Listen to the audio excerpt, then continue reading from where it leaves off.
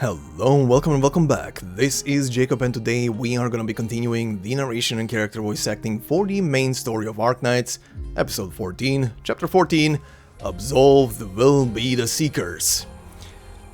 Alright, we have quite the episode in front of us today with quite a lot of stuff happening, but before we head into it, as always, to anybody who is new to this channel and bumps into it through this very episode, the entire playlist for the main story is in the description of the video, plus any story that is connected to the main story, aka all the connected ones, are also linked in the description of the video, so have a gander, enjoy, and thank you very much. And as always, thank you guys very much for all the comments and likes that you leave on these episodes, and one comment that I want to point out from the previous episode, which is technically a nice reminder to a certain situation for us on Arknights Global, came from @Mandalore, who pretty much left a comment about the fact that it's very lucky that the Bubble story was released before this. Now, why is it so significant? You would think to yourself, especially if you're new to Arknights, you would think to yourself, if it's such a significant story, why would they release it after this chapter? Especially because this chapter of the main story so far has been referencing Bubble quite a lot. Well, the thing is, we on Global have a backwards release window for stuff.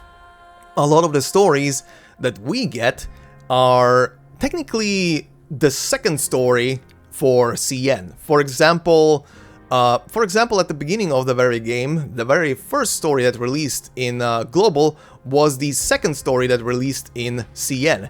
And since then, we always had pretty much with everything a reverse release window for everything, or rather schedule for everything, and it's a lot of times it can cause quite a bother, I would say.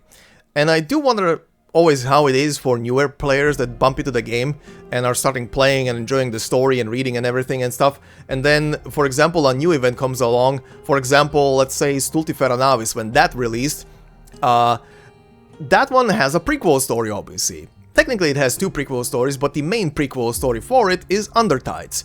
But when Stultifera was releasing, its prequel story Undertides, the rerun for it was done after Stultifera, which is not how it was on CN, and it's kind of like one of those things. How does someone feel who starts reading through that story and then realizes, wait, I'm missing context that they keep referencing to from before? It was minor, but still, you know, the build-up, or rather the lore and everything for the region was already done over there, so you're kind of a bit lost in the new story. Especially because characters were also revealed already over there. And you're thinking to yourself probably after a while, wait, there was another story before this? And then you do your research, then you find Undertides, and then you realize, oh wait, this is coming after this new one? Well, that's backwards. But yeah, anyway.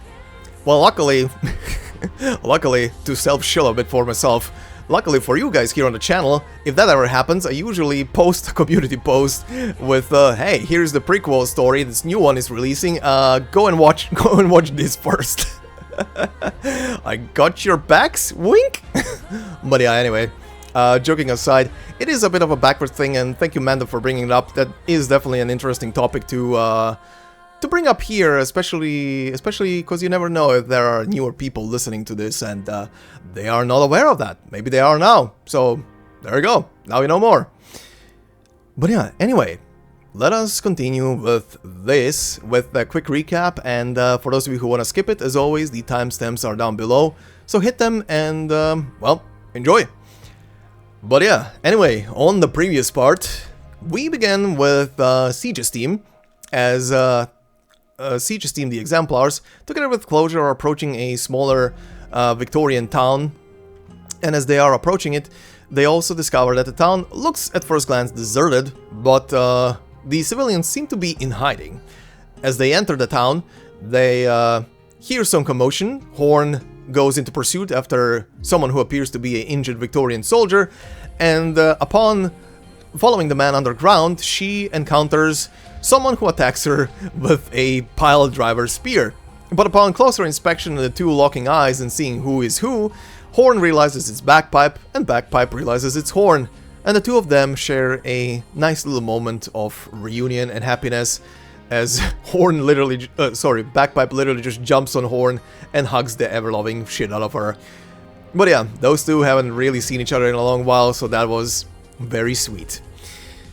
But after that reunion, everybody reconvenes, they start exchanging some information, joking around a bit, and they get interrupted by the appearance of the Duke of Gododin and his forces. The Duke is there to make contact with Siege.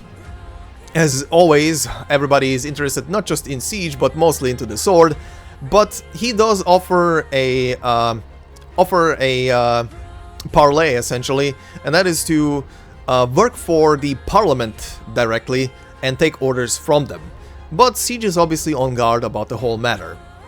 In the meantime, Misery encounters some Nachtseers as he dispatches them very quickly, and same can be said for Closure, as she, together with Feist and Rock also very quickly encounters Nachtseers who are approaching the three of them and the three Rhodes Island operators that are working under Closure there. Closure, in a panic, sends Feist and Rock away back to the Exemplars to safety, but she and her team remain behind to set up the communication towers that are necessary for the region, so that they can communicate and tell people where these safe areas in this originium catastrophe polluted area are. But sadly, as they are approached by the Nachtseers, the three operators working on the Closure seem to essentially fall under the assault, while Closure herself gets also assaulted by one of the Sudarams. But luckily, due to her being a vampire, she can self-heal some minor damage away and some heavier damage, but still leaves her a bit exhausted, and if she falls unconscious during all this strain, she gets saved by the appearance of Fang. Fang, now a more veteran operator, appears in front of her, together with Misery, who grabbed Fang along for his teleportation or jutsu with his daggers. That's just what I'm gonna call it at this point. But yeah, Fang and Misery appear to save Closure, and Closure manages to lift, or rather set up, the communication towers for the region, and as she does so, moments later the Exemplars all appear there to save her and escort her out, defeat the Nachtseers that are present, and also work alongside the forces of Gododin, who have also been set out to defend the town and cooperate in that manner. Back at town, they reconvene, discuss the situation, and we proceed to our next pair.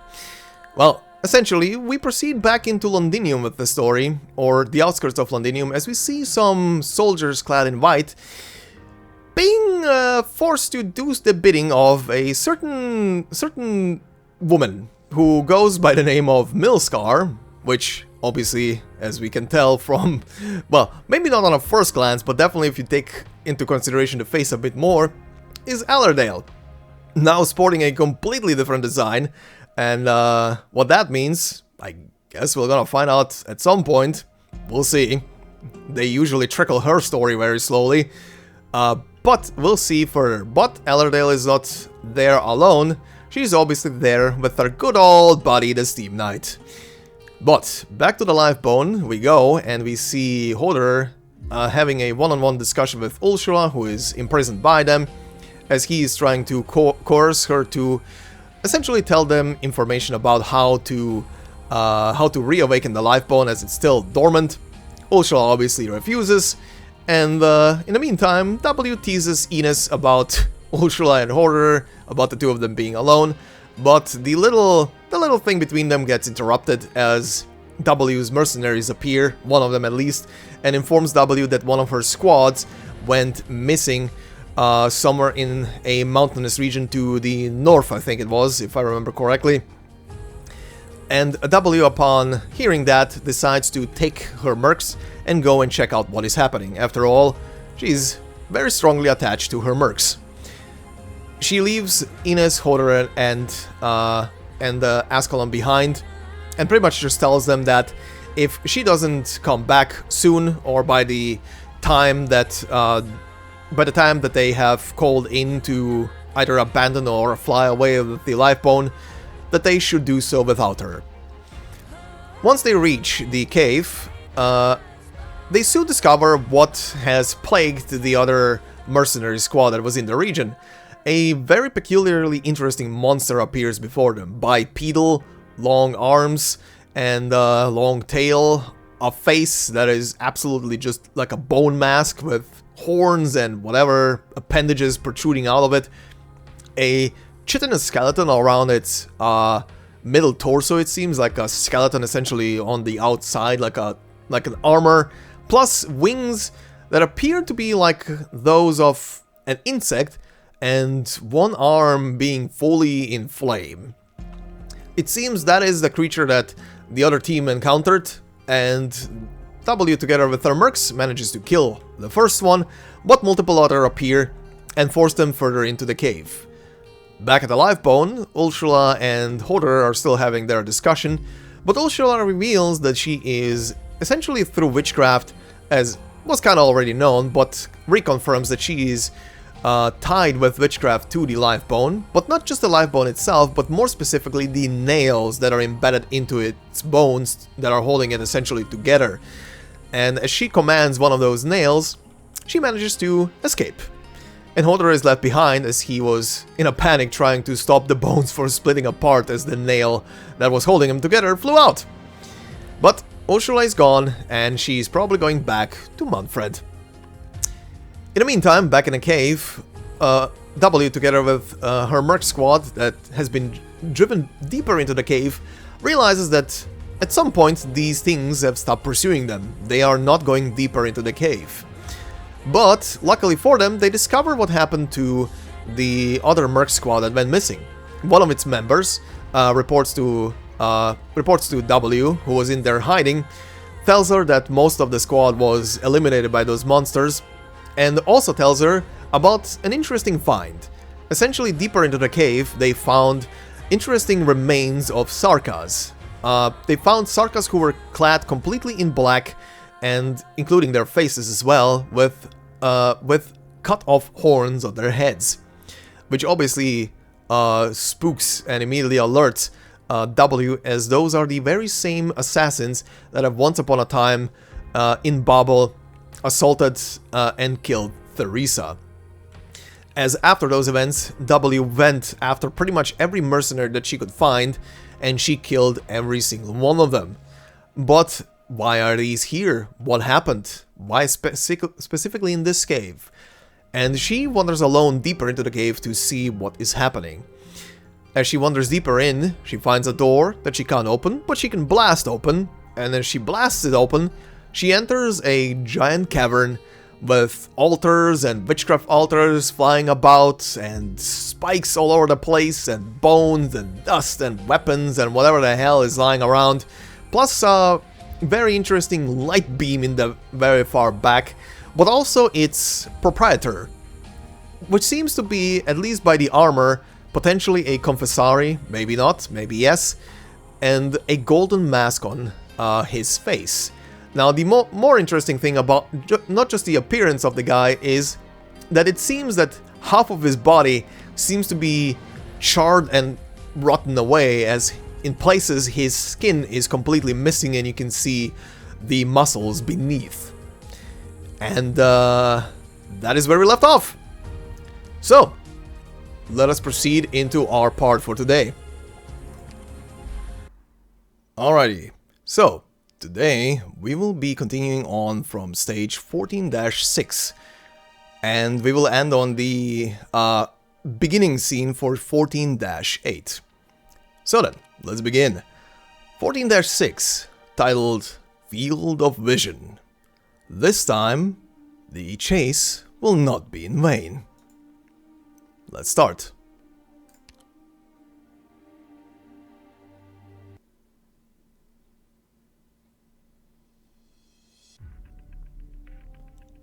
Paprika! Paprika! Hey, stay still! Let's run for it! What are you talking about? Haven't you noticed? The mercenaries under the W are all gone. The military commission's troops must have arrived. All the more reason not to run around and get caught in the crossfire. Don't forget it was the military commission that hired us. If they've come, it's curtains for the guys here. If we make a run for it now, we could still explain things to General Manfred. You want to go back to him? He'll just send you back to Victoria to kill more people. Is that what you want? You think we have a choice? What do you think the General will do to us when he finds out that we surrendered? I'll run errands if they tell me to run errands, and I'll kill if they tell me to kill. Whatever it takes to survive. You want to stay? That's your choice. I'm going. Goodbye.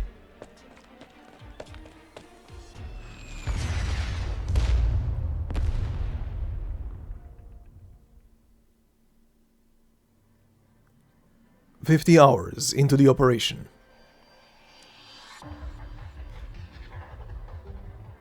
Aren't you the lucky one, Major Ursula? It's not every day that you get to lose a critical objective, be captured by the enemy, and still make it back in one piece. Looks like you got along well with your old Scar Market buddies. Watch your tone, Outsider. It's not your place to judge my failure. Regardless of the circumstances, Major Ursula's survival is good news for the military commission. But General Manfred, I know about the Sanguinarch's death. You can explain later. As for now, I hope we return with something of value. I have the skeleton's location and details about the mercenaries guarding it. That's all? Sounds like it would have been more worth it if you had stayed in the hands of those mercenaries. I want to hear what you think. The mercenaries are trying to reawaken the Fairmouth skeleton. Whatever their plans are, it has something to do with them. I don't know what they're plotting, but they don't have a lot of people guarding the skeleton, for some reason. Is Hoederer among them? Yes. Surround the canyon. Take back the spine, no matter the cost. Yes, sir. General Manfred, for the upcoming battle. You won't be needed. Stay in the rear. Yes, sir. As a precaution, may I ask, what are your plans if you're unable to take back the skeleton quickly? I don't enjoy such hypotheticals, Ursula.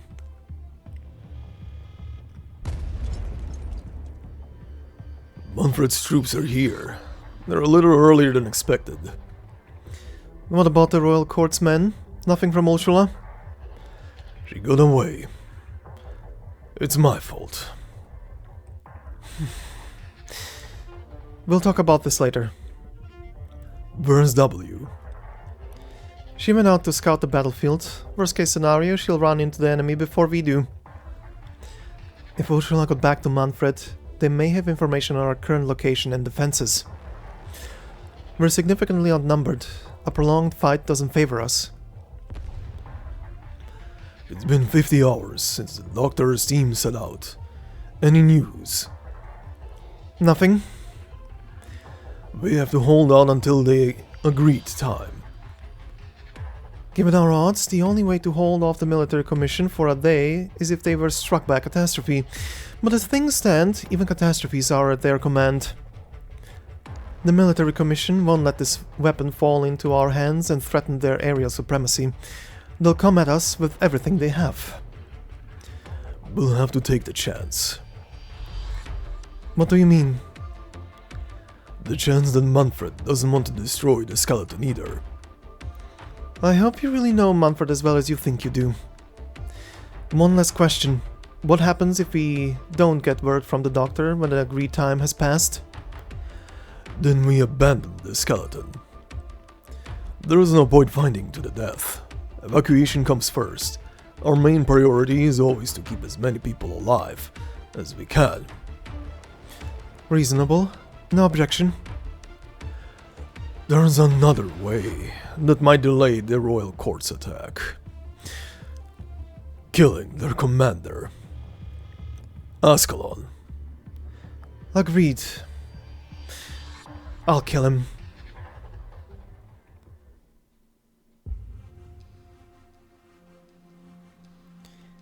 It's freezing. I don't want to admit it, but I can feel my heart race. Damn, stop trembling. It's It's just like that time when I had to face the Lula alone. No, even worse. A strange figure must be the master of those monsters and this realm. Yet I sense no hostility from him. It's as if my presence is not worth his attention. He just keeps hacking at the crystallized bones with his axe without even looking my way. Did he kill all these people? I have my finger on my trigger, but I can't move an inch. Pull yourself together, W. Haven't you seen your fair share of monsters by now? Find out who he is and what this cabin has to do with Theresa. Pry it out of his mouth, if that's what it takes. Alright, I don't have time to waste on you, you sorry piece of wood. I have a few questions, and your answers will decide whether my next move is to throw bombs at your face or not. This is a Confessarius altar. Are you a Confessarius? Clank, clank. The relentless and haunting sound of axe striking bone echoes throughout the cavern, as if carrying the weight of eras forgotten. He slowly opens his mouth to speak. I am a servant of Qalid'čoa, the king of Sarkaz. The bloodline of the king preserves through life and death. If he who serves the king of Sarkaz is a Confessarius, then a Confessarius I am. So you can talk. I'll give you a chance to introduce yourself before I shoot. What is this place? What does it have to do with the Confessari? Qalid'čoa, the key. But this key opens no door. Not anymore. Now, I am merely the warden of this deep, dark tomb. What are you talking about? A tomb? For who? The countless heroes of Gastrell, and the foes who died at their hands. The Grave Bearer, the Magnificent Eight, the Brave 11. All have fallen in the course of history, and I have buried many of them. Here lies their weapons and armor, remnants of the past. You must be joking. You knew all of those people. Don't tell me you're as ancient as that old hag. I don't know why you old freaks keep clinging to the past. Are you going to let yesterday's bad jam stop you from eating today? Okay, I need to workshop that. Many emerged from that epoch of heroes, becoming the new hope of the Sarkaz, time and again. But all of them failed, joining the ashes and dust in this tomb. You stand upon the sword of Qalid'čoa, the wrathful Karula flame. Theresa's left it here, because he refused to use it. Still, it is not proper to step upon it. Qalid'čoa? Isn't he a character in myths and legends? You're not playing me for a fool, are you? Damn, I took a step back without even realizing it. Why should I believe him? And why shouldn't I step on Qalid'čoa's sword even if it was real? I have answered your questions. Now you shall answer mine. Why do you trespass upon this place? Clank. The axe swings again. The shockwave almost makes W take another step back. I'm here to pick a fight with the Confessari. What's that altar used for? Tell me or else!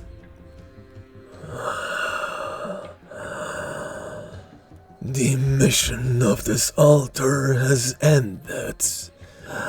No one visits this place anymore, except fools who stumble upon it. That strange fellow answered all my questions with flat interest. Clearly, he'd rather return to his work with the axe than engage with me. I've lashed out at him, but my anger was met with no response. It's like throwing stones into a bottomless pit. What did he mean? He's not with the confessari. Shouldn't he have come after me with his axe the moment the words left my mouth? Hey! I'm talking to you! The smoke clears, but the gaunt figure remains upright. I didn't think I could take him out with a single bomb, but seriously, not even a scratch? Futile. This vessel will never change again. A failed vessel that has been denied both eternal life as the instrument of the crown's coming and the sweet release of death. So you're one of the confessari's failed experiments too. You feel bad for yourself. I could free you from your suffering. It is but futile. The man swings his stone axe and bats away W's bombs, as though swatting away a fly. Good, I got a response from him. That means there's a chance. 3, 2...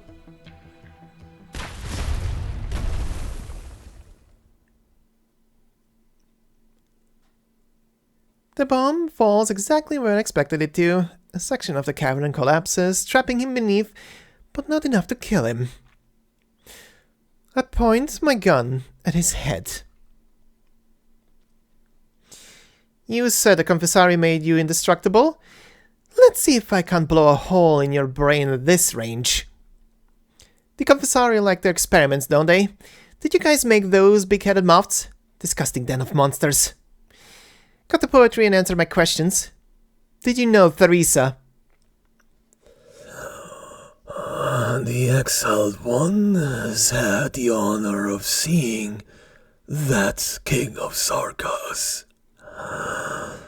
This is where the tragic king was reborn.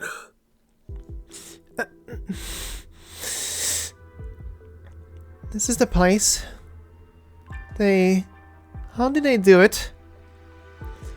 The confessari brought the king's bloodied body back and cut her soul from the myriad. But she was already entwined within the myriad and could no longer exist as herself. W turns around toward the altar in the center of the cavern. The menacing building looks unnerving and smells faintly of blood. What had happened here? I dare not think about it, but I can't stop myself. Why? The present of Sarkaz needed her to die. The future of Sarkaz needed her to live. As the king of Sarkaz, she gave her all, her spirit and her wisdom, her blood and her bone. You followed the king's path as her former subject, but she is no longer the one you knew. I saw her awakening, the sorrow on her face. I saw the weight on her soul, her eternal torment. Enough. Shut up.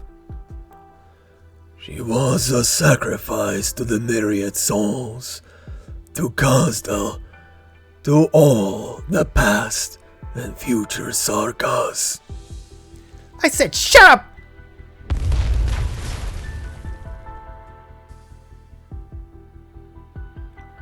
I've had enough.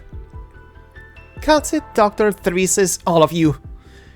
All of you have your big dreams and ambitions. You talk about doing great things. But did it change anything in the end? People keep dying. The people who should die, the people who shouldn't, and the people who really shouldn't. And you won't even let her have her final rest. To hell with the myriad souls and the suffering of the Sarkaz. Why should that person have to bear all this burden? All of you can go to hell! I'll blow this place, the place of her desecration, to oblivion.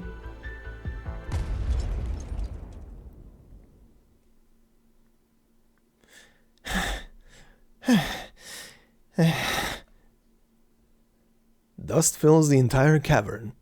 The decrepit ornaments lie in ruins, yet the explosions are not enough to quench her anger.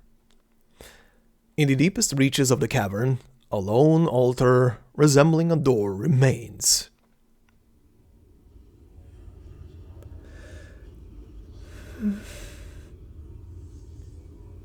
What is this?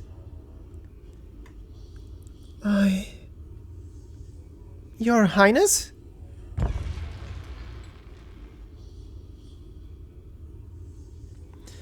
W pushes the door open.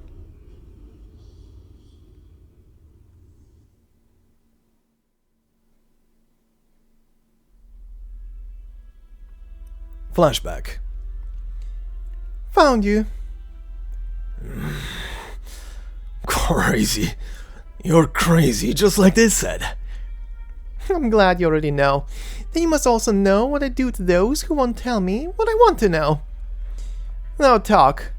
What are you people planning around Qalid'čoa? What's behind this overly simple operation? Don't act like I'm stupid just because I don't care about all the ins and outs of Theresa's giving up Qalid'čoa. You didn't break free of my witchcraft. How long do you think you could last? Until you beg for death on your knees and spit out everything you know. Mercenary. You think you're the special one that gets to live. Everyone does until death finally comes for them. Death forgets no one. The myriad souls are waiting. You won't escape, and neither will she. It's so futile. What about you? Me?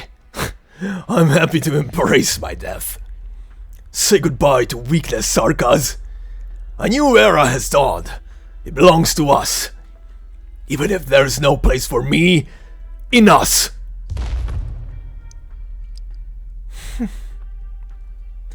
W, your hand. Medic! We need a medic over here. Damn, he triggered the grenade. With the Sarkaz's death, his art ceases. The mire fades and the stench of decay dissipates. Yet why does the wilderness around them still remain so dark? A sense of unease deepens. The expression on the Sarkaz warriors as they died was one of devotion.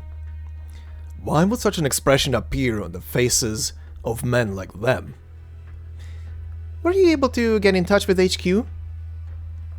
Intra-squad communication has been partially restored. Heavy interference still prevents us from reaching headquarters, though. It's possible that originium activity is spreading in the area. No need to worry, though. We haven't heard about any attacks on HQ. Plus, they have Her Highness and the Doctor there. We're one step away from winning this war. Where's the vehicle? We're going back now. But we haven't received further instructions. We could upset the Doctor's plans if we move without orders. Wait, I'm getting a message. It's from Scout. Scout says,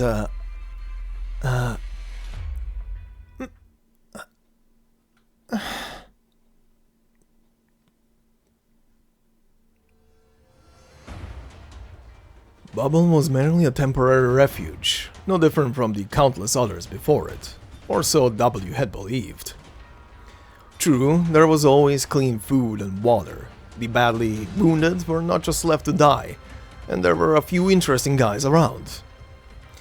But at the end of the day, it was all the same, just a place to stay. It was not the first time W had lost her home before she joined up with Hoederer and Ines. Sometimes she would return to camp to find it in flames. Sometimes she was the one who set it on fire. It was what she was used to, No Sarkaz truly believes in peace and quiet. Destruction was the norm. Conflict was the spice of life. But when she saw the collapsed columns, the bloodstains in the corridors, and the doctors yelling instructions, for the first time she felt a profound sense of collapse. What happened? Out of the way! Out of the way! Make way for the wounded! Make room in the sickbay! Out of the way! Where's Her Highness? No idea. All security systems have failed. Dr. Qalid'čoa is... Look out!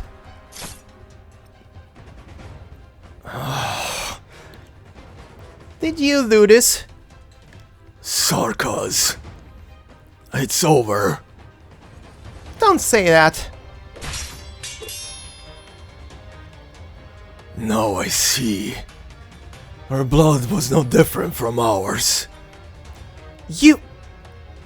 Everything turns dark once more, like a curse that refuses to lift. Darkness engulfs the light, consuming it completely. No one can escape the night.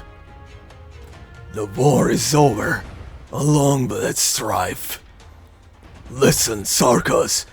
Victory belongs to... A blade penetrates the assassin's chest.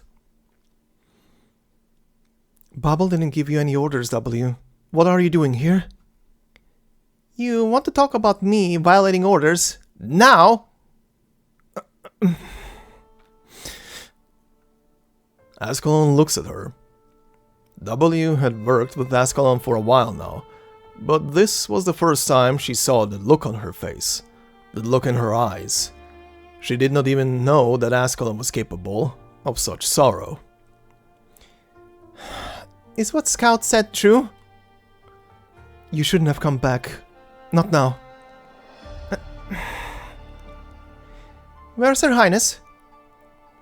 Sweep the ship, W. Rhodes Island is not out of danger yet. Dr. Qalid'čoa is busy dealing with emergencies. We're the only ones. I'm asking you, where's Theresa? Go to the mobility level. That's the most likely point of entry. Are you bloody deaf? You said she's dead! I want to see it with my own eyes! Listen to me, Sarkaz mercenary W. Fulfill your duty, unless you want Babel to fall, and all our efforts to be for naught.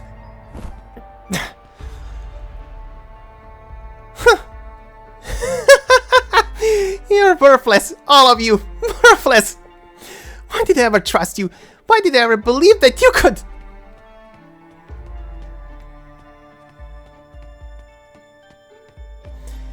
Nothing's changed. Nothing ever did. All high and mighty, were they not, everyone on the ship? Didn't they spend all their time talking about their dreams, all their lofty ideals? Then why couldn't they have protected even one person? All the things they've said, the things that I thought could be. I was the fool who believed. I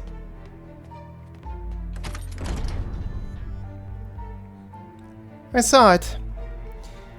The blood and footprints in the chairman's room. There was nothing else left. It was like nothing was ever there. The darkness was thick and sticky. It always is. Theresa is dead. And I didn't even get to see her one last time.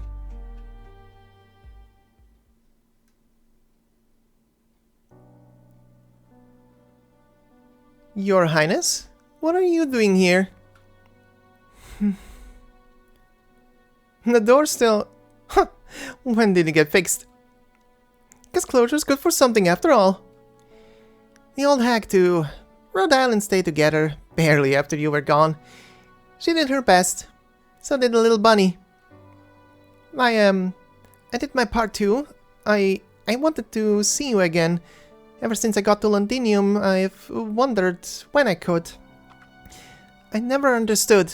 Why did you always put yourself through so much? Just like how I never understood why you cared so much about that broken door. Theresa is gone. What? Then who's standing right there? No, I must be dreaming. Why would Her Highness talk to me? Am I talking to myself? But the work of the Sarkaz is not done. I will give myself to our cause. For a future where all of us can sleep without fear. I don't understand, but I believe you. What about you then?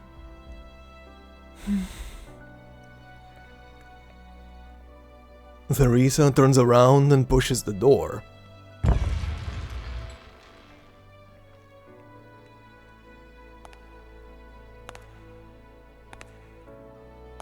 It opens. Theresa walks through the door, followed by countless silhouettes. Their voices booming, their questions piercing. The Sarkaz will never be saved. No one can escape suffering, for we had once suffered. No one can escape hatred, for we had once hated. All these senseless deaths, all these shattered hopes. Where is paradise? Where is peace? Theresa's steps are slow and heavy. W opens her mouth. What should she say? What could she say? She finally realizes that it was not a conversation she had just experienced, but an echo of Theresa. But she could not resist asking the shadow. How can I save you, Your Highness, if you're still alive? Keep going. You will go further than I ever have. How will I know I've gone far enough? If I killed you, will you be saved? There is no answer. Theresa does not turn back, neither do the silhouettes. Their footsteps are slow, but their direction remains unwavering. Theresa walks further into the light, almost out of sight. Your Highness! W finally lets out what she's been holding back. Screw the myriad souls! Screw their sufferings! I'll bring peace back to you. Maybe you've never had true peace, but screw it! I'll end it all! For you, Your Highness! Did she see Theresa stop for a brief moment? W isn't sure. She shimmers and blends into the light. Darkness returns once more.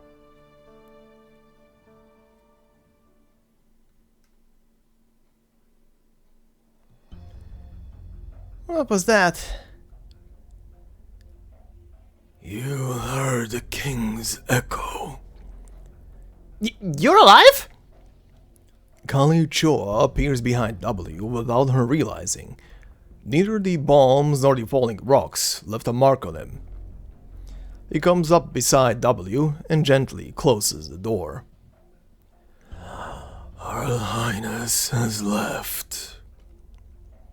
How could you be so calm when I just blew up your home? Ashes to ashes, dust to dust. If destruction is inevitable, why despair when it comes? You don't let things get to you. I'll give you that. Honestly, I'm starting to find you interesting. Aren't you supposed to be really powerful? Didn't any of the kings of Sarkaz try to send you to do something useful? The one I serve, Quasar Tushtai, transcends history itself. He is a colossal titan in the vast river of time. I followed him in his wars, my sword, an instrument of death to his command. But my body, a failed vessel, at extending his life. Guess even the craziest among us have their loyalists. The experiment failed. Unable to fulfill my destined purpose, I banished myself to this realm. I am of no use, fit only to gather the remnants of bygone heroes, and mourn the past.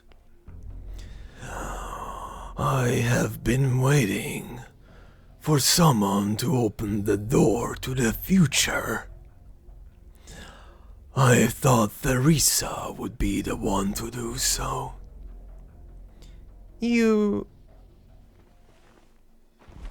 The gaunt figure picks up the broken altar fragments on the ground and grinds them into fine dust.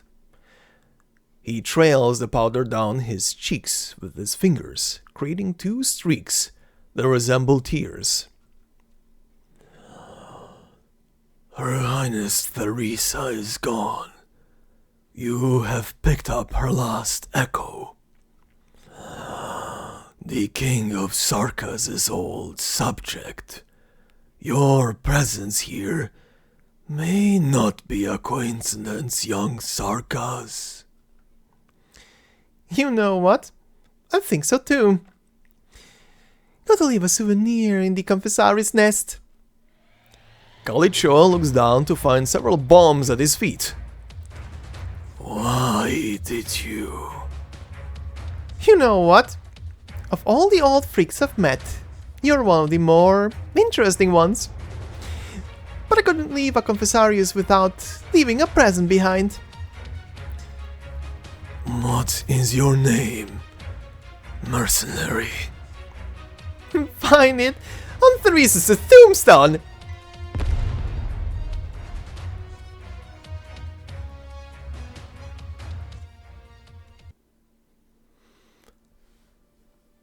Well then, lots and lots of things happened there. Well, quite interesting things happened there, rather. From W finally having a moment with a certain someone, despite that certain someone being an echo. I do love the little bit, and I've checked back on the recording, but sadly, the bit where it says like that it sounds like she stopped for a moment, Theresa stopped for a moment. Sadly, on the recording, that bit is just before I read that line, because apparently, from what I've discovered, that specific moment is timed, and it happens. If I think it's triggering like 2 sentences before, and then it stops, and it stopped in the middle of those lines, and I was like, ah, shit. Well, leaving that in, but yeah. You can very audibly hear when she stops walking for like a full second and then continues walking. Like, essentially the echo is and isn't realizing it. It's pretty much that anime moment of the ghost who should not be noticing the person behind them and is literally just not actually there, stops and reacts to a person, you know. If it was actually an anime, they would have cut to Theresa's face, cut off her eyes, and just you would see the mouth sporting a tiny little smile. Because that's the anime way, right? But yeah, anyway. A nice little heartfelt moment, and well, I guess we know where she's getting her gear from. Oh boy. Also, very interesting, the guy is apparently Qalid'čoa, aka the Confessorius, is probably one of the Confessorius' original designs to create for himself. I think we've heard about that somewhere at some point. But yeah, it's one of his original designs to create a immortal body where he could just put his soul in and be forever, you know, powerful and strong. I mean, he definitely created a monster there. That person is indestructible. Like, holy shit, what is he made of? That guy could survive anything that was thrown at him, and he didn't show any wear and tear outside of, well, the stuff that he was already missing. But that is apparently permanent. He feels like he's stuck in time, in space, and he's just living. What a nightmare of a life. But yeah, interesting guy. But yeah, it seems that after this experiment didn't succeed, our dear Qalid'čoa went sweet home Alabama and decided to, you know, do genetic bullshit on his own offsprings, and just transfers the soul of himself onto an unborn child in his bloodline. Good stuff, right? God damn it, someone needs to delete that fucking asshole. I can't with that guy. Anyway, creeps me the shit out. Anyway, on this stage we have one new enemy, which is the caustic originium slug. Mutated originium slugs around Londinium. Altered by the rapidly changing environment, filled with dangerous originium particulates, their bodies explode upon death, spreading active originium pollution. Yummy. Also very interesting to note here, if you're playing on adverse difficulty only, this is the stage where you're gonna encounter this guy for the first time, which is kind of funny to me because technically speaking, you encounter him already on stage 4 for the first time, if you play on normal difficulty, but on adverse you fight the elite version of the guy, which is kind of funny that this is going here in reverse. But anyway.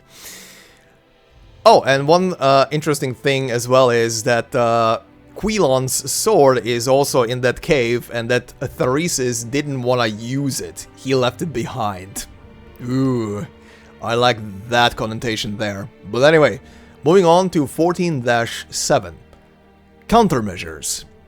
Do not lose heart, however grim the situation. Let's go.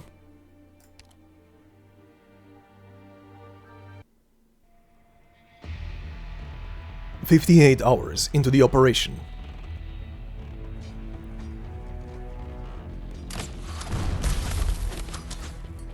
For fuck's sake, how are we supposed to fight these guys when our equipment doesn't even come close to theirs? Evacuate! Now! Lifeboat signal is strong. We have a good fix on its location. Forward! Scoutcasters advance!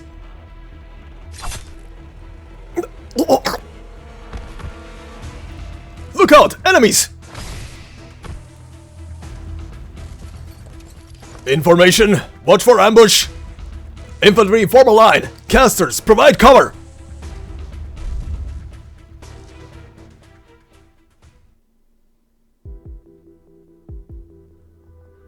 Royal Court elites, under Manfred's direct command. A lot of them. No heavy firepower though. I can at least slow them down. Hoederer was right. Ursula knows our defenses are weak, and she'll tell Manfred. We can use this to our advantage. The military commission won't allow Lifeboat to fall into enemy hands. Manfred would destroy it if he had no other choice. Draw them in. Avoid direct confrontation. Manfred will be cautious about the use of heavy weapons as long as he thinks there's a chance to retake the skeleton intact. That gives us a chance to buy time. With enough time, there's a sliver of hope.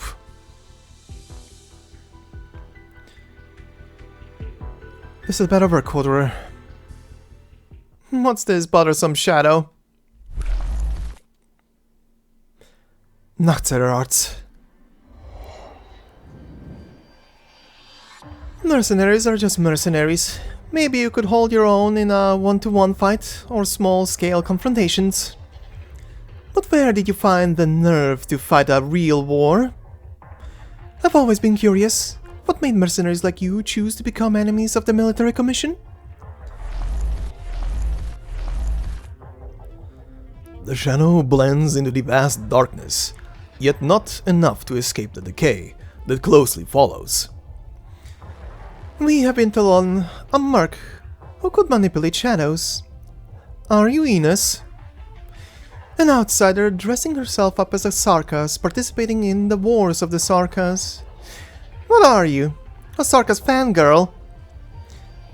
I became less interested when the Sarkaz talked too much.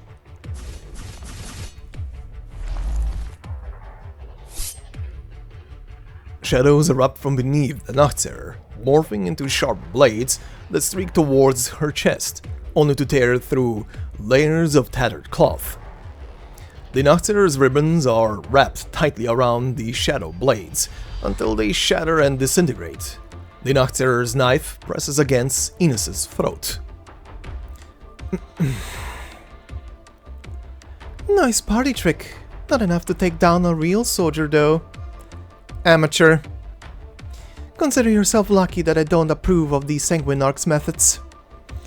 A new era for the Sarkaz is dawning. Mercenaries like you who strayed from the path should get a second chance. Are you the leader of this rebel? I am Lieutenant General Nadine, General Manfred's deputy, and I offer you the chance to surrender. I suggest you take it. Huh. You don't look scared. Scared of what? A wet behind the ear rookie who's on a real battlefield for the first time? What did you say?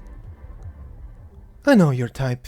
You got into the Military Commission's Academy because of your royal court bloodline, studied a few theories, and got promoted to staff officer as soon as you graduated. Sorry to say, but real war is a bit harder than those exams you passed. You'll pay the price for your futile taunting. It's not futile if it distracts you. Who's the amateur now, Lieutenant General?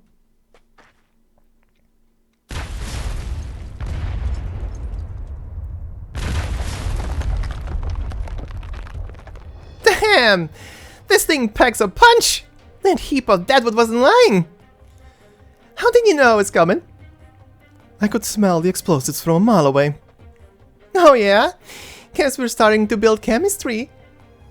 I'd rather not have my brain cells mixed with your bomb-blasted ones. Thank you very much. Enough small talk. How many did the military commission send?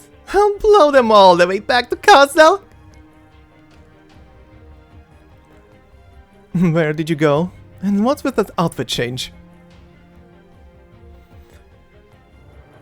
My old garb was a little frayed, so I had to improvise. You'd never believe what I ran into out there.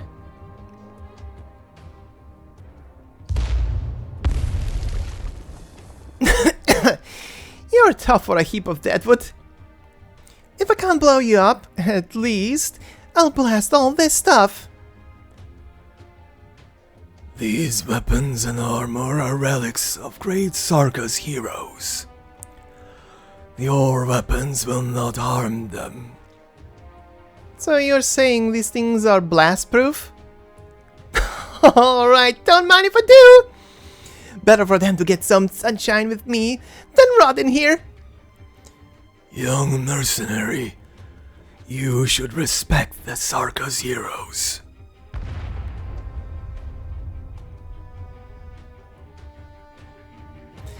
What's going on? Where's Manfred? I could use a target to try out my new gear. Don't be hasty. You'll ruin our plan if you make too much of a scene. Why? Does Hoederer have some trick up his sleeve again? You have squandered your only chance to live. You refused to join the military commission. Now you will fuel the war.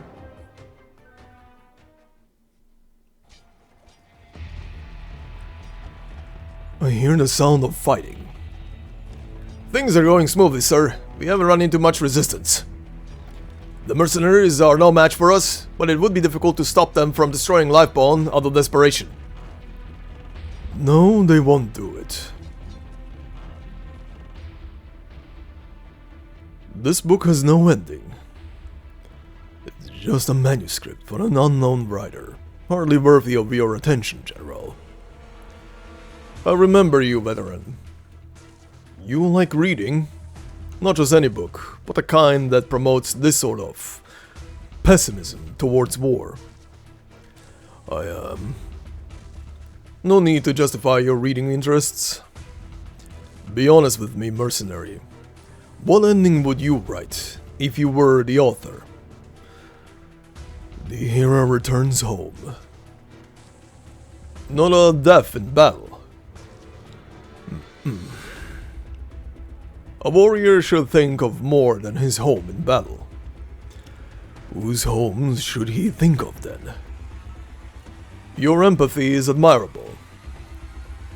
Pardon my impudence. Sentimentality is a necessary trait in an author, but indecision is the worst trait in a soldier. I understand. Your compassion is the reason I've kept you alive for so long. But you should have gone back to Kasdal, become a teacher or a farmer, giving up your ludicrous mercenary career. Lifebone was meant to be a way home for all warriors.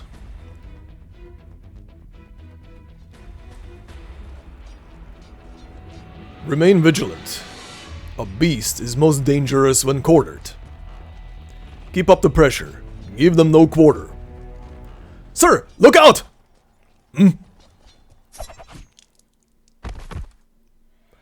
No one sees the smoke coagulate into a blade, as subtly as mist condenses into dew. The soldier beside Manfred throws himself in front of his commander. The blade impales him, delaying it for an instant. Enough for Manfred to draw his sword. You won't!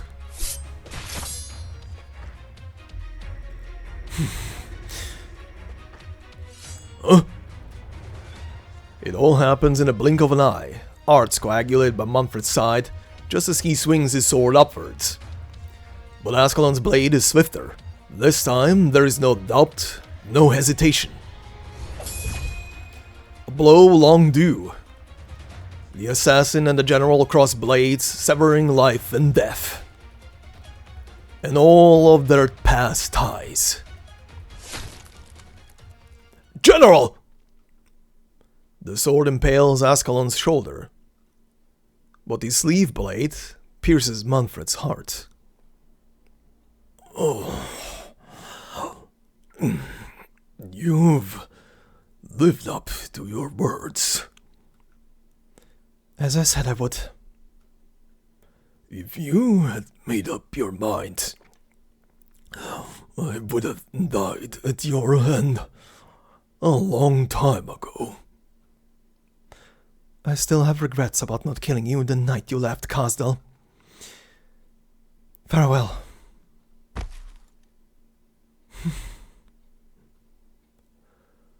What a shame. I thought you would have at least shed a tear. What?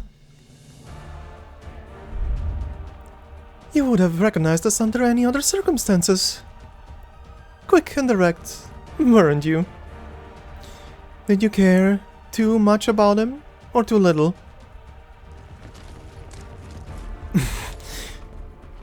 Everything went exactly as Manfred expected. You still don't know Manfred well enough for all the years that you've been rivals. But he knows you all too well.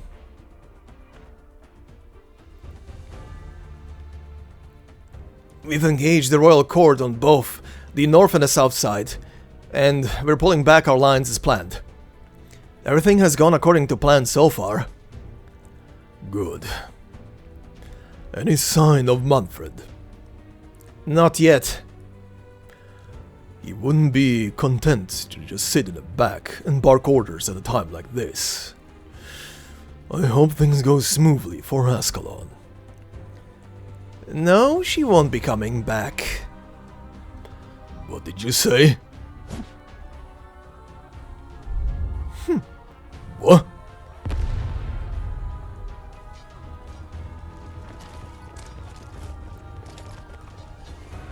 I knew you would be here. Manfred. Delay tactics. Did you really think protecting this skeleton will help you turn the tables? Why? I gave you a chance. I gave you far too many chances. You knew the smart thing to do. Once again, you're having Sarkaz slaughter Sarkaz. Haven't you had enough of wars like this? You disappoint me.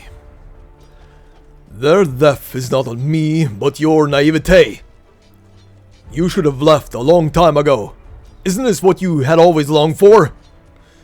Now your mercenaries will die here, as will my soldiers, for something so meaningless.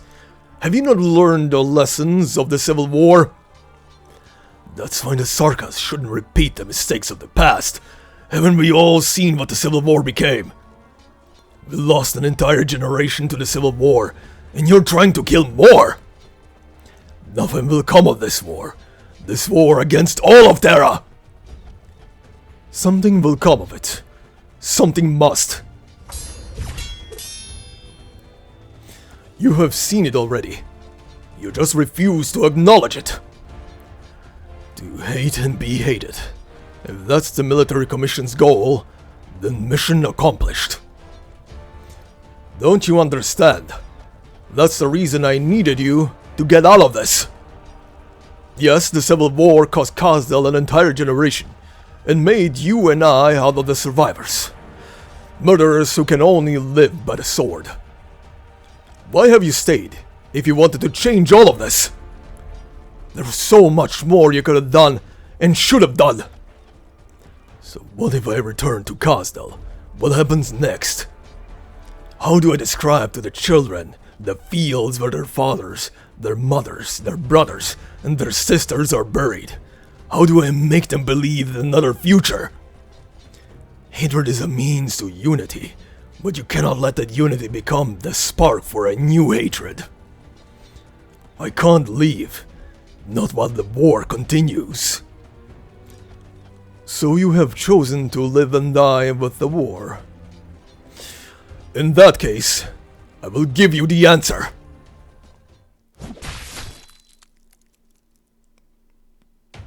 Ugh. Hoederer, you coward! You lack even the courage to keep living. This is what makes you so contemptible. This is what disappoints me so deeply.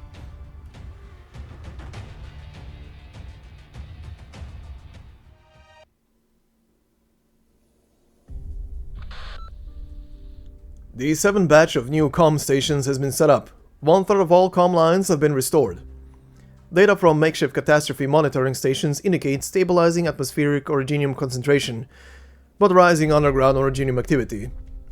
2 more teams of engineers have arrived at their destination, continue to eliminate obstacles standing in the way of the main fleet. 4 battleships from the Duke of Gododin, including the Felices, will arrive at the rendezvous point in 15 minutes to join the escort flotilla after resupply. Joint Command confirms that Wellington reinforcements... You hear those announcements? The Ducal Alliance's forward base is just ahead. Smooth sailing so far.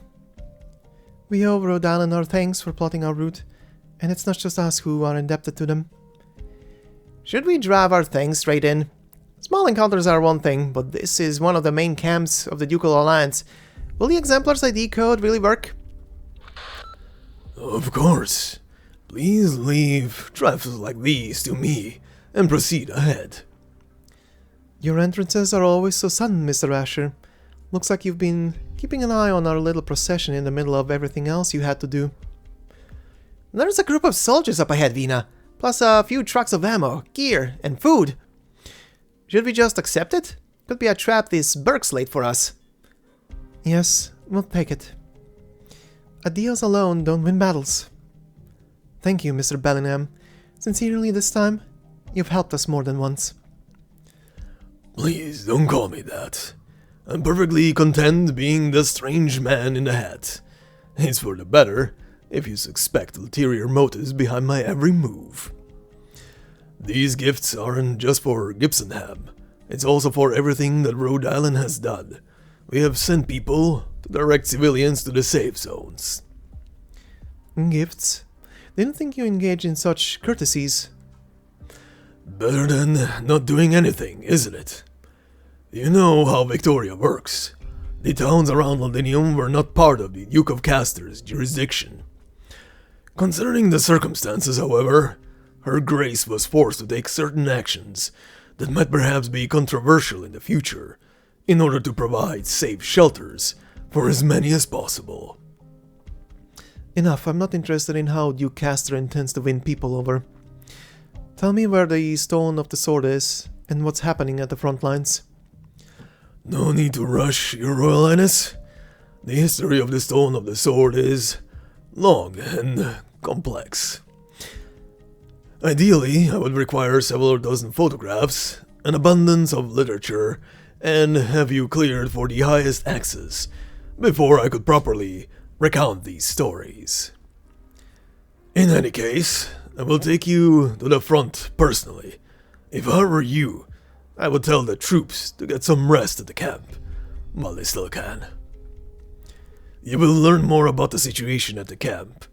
Seeing is worth 1,000 words, is it not?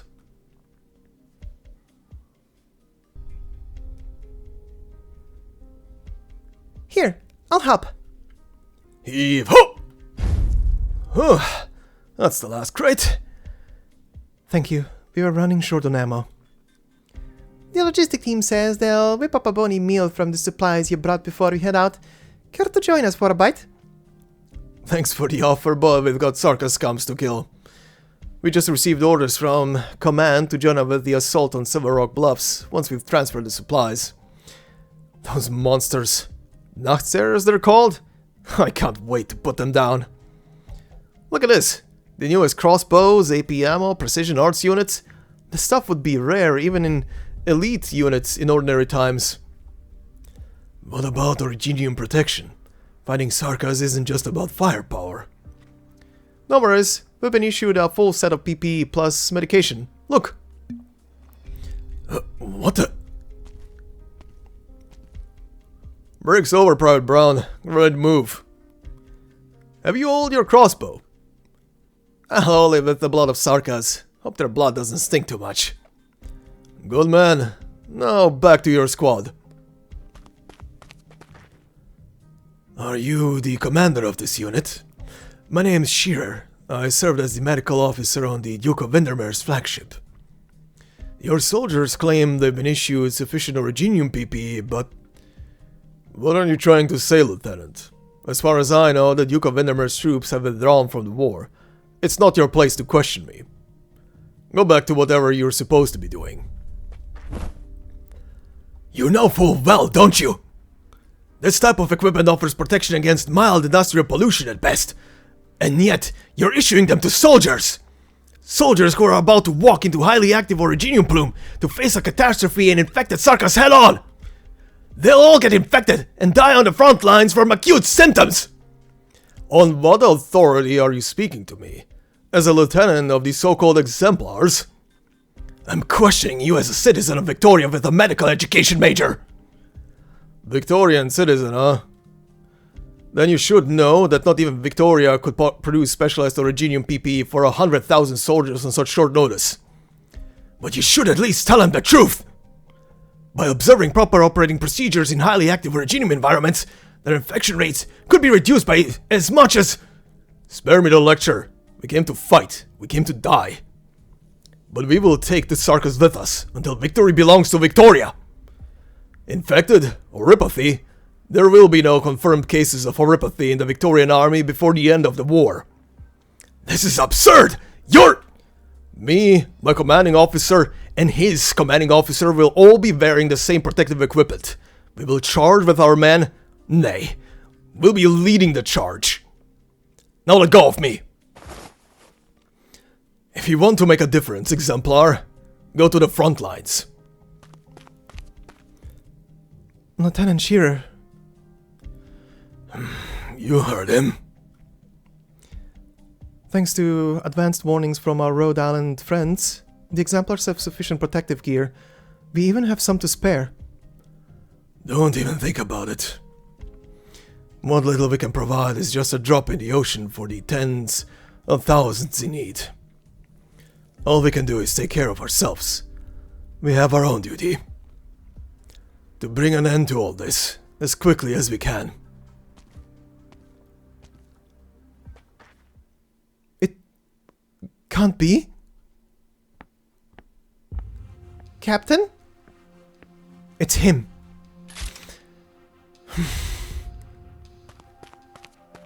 Your shield! Why are you loading your weapon, Captain? What are you doing? Wait for me! What did you see? Someone I thought to be long dead. Flashback. Lieutenant? What happened to my men? They are here. Rest assured, they're only unconscious. I don't mean Chala's group. You know who I mean. Don't push me, or it won't be my shield against your chin. If you draw your sword, you'll be assaulting an ally. Ally? At what point, since the moment we entered County Hillock, have you ever treated us as an ally? Answer me!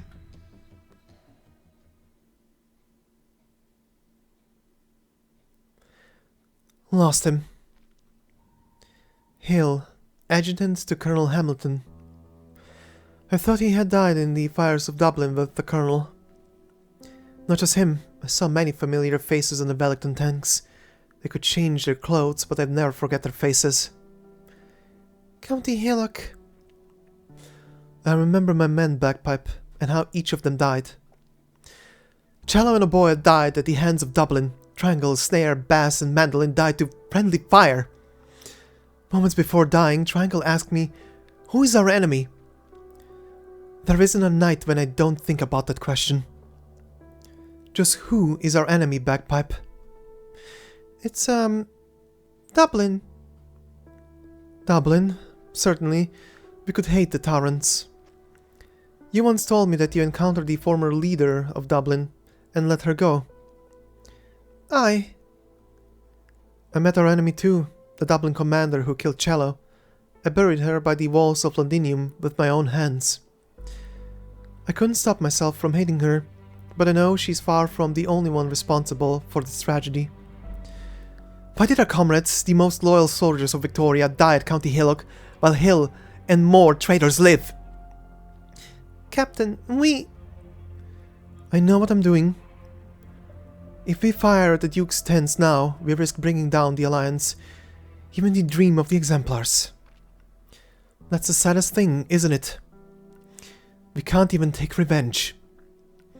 Because they've put on their bloody Victorian uniforms and once again become our allies. Captain, permission to speak freely. Granted. I don't trust them. Would the men who killed our friends, the ones who fired on innocent civilians, really stand with us when we charge against the Sarkaz?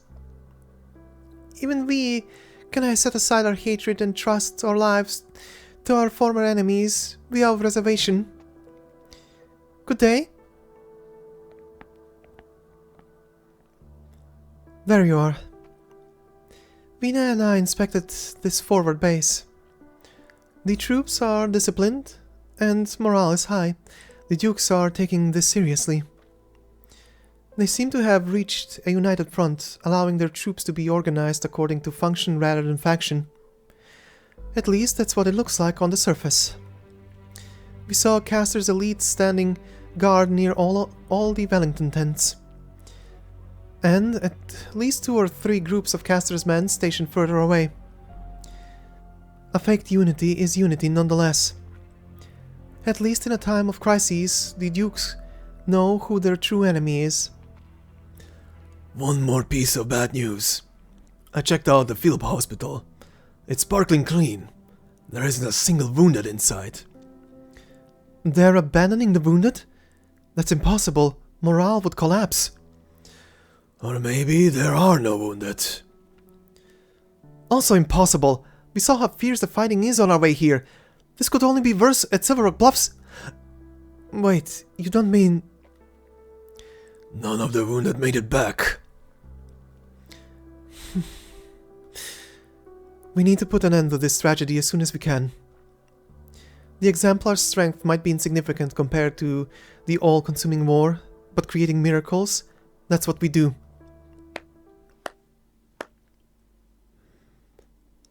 An inspiring pep talk. Repairs on your tanks are complete. There you are at last. Wait, why is the ground red? It is your blood? Or... That's not important. My orders are to ensure that the size of kings finds its pedestal. Should I fail, another will put on this hat and continue the work. I bring a message from the Duke of Castor, Your Royal Highness. Castor forever honors her commitments. Enough pleasantries. Where is this pedestal? The stone of the sword? You've seen the camp. you have an idea of what the front is like. This is hardly the best time to tell you the truth, but we have no choice. The pedestal is on the glorious flagship of the Duke of Castor. What? You planned this all along. You guided our path, gave us a place to rest so you could lead us onto your home field. What's next? Will Castor's troops turn their weapons on us if we say no? Please, no need to get excited. Facts are facts, no matter how you choose to interpret them. My orders were always to bring the realm blade to the stone of the sword, with or without exemplars. Please consider it an act of good faith that I am telling you the truth now, rather than simply taking the sword from you during your darkest hour. Continue. Like I said, the history around the sword and the pedestal is a complex one that ought to be known only by a selected few royals and nobles. In the distant past, even before the Shao of past and future, an explorer discovered an artifact deep in the sands of the south of Sargon. It was by no means a sword, but it was able to repress the spread of originium crystals within a certain area. The treasure allowed the explorer to survive a catastrophe that should have engulfed the entire team. The legend of the catastrophe cleaver. The survivors forged a sword out of the artifact and presented it to the Shahanshah at the time, as a symbol of valor. In the year 737, the Aslan Padishah, Lugal Shamshi, brought the signs of kings to Victoria. Decades later, his grandson became Victoria's first Lord of Lions. The sword has severed the head of a red dragon, witnessed the reconciliation between Aslan and Draco, and became the symbol of Victoria's royal authority. It has been damaged and reforged several times, and many have tried to uncover the secret behind its ability to fend off catastrophe. Scholars have yet to understand the principles behind the sword's power, but they did discover how to make the most of it. The pedestal, dubbed Stone of the Sword, at the Mausoleum of Kings is the result of research by House Castor. The Duke of Castor at the time kept a backup. After the original pedestal in the Mausoleum of Kings was destroyed in that battle, the only working replica is kept on the Glorious. For a century, Castor has coveted the Realm Blade. The chance has finally arrived. Countless soldiers and civilians will die in the war, but Castor gets to reap the fruit of victory and become the hero who saves Victoria? Judge it as you will, but this is what little chance, if not the only chance at victory Victoria has in the present crises. Our trump card in this glorious game. Sugarcoat it all you want, but you can't convince us that the despicable scheming never happened. The choice is yours, Your Royal Highness. Enough. I refuse to engage in arguments over power while we denounce the Duke for being calculative. There is no Princess Alexandrina, only Siege, leader of the Exemplars. There is no symbol of royal authority. The size of kings is just a weapon, one that can win the war for Victoria. We go to war. Thank you, on behalf of Victoria. The spy takes half a step back and bows. I'll lead the way. However, you should prepare yourselves.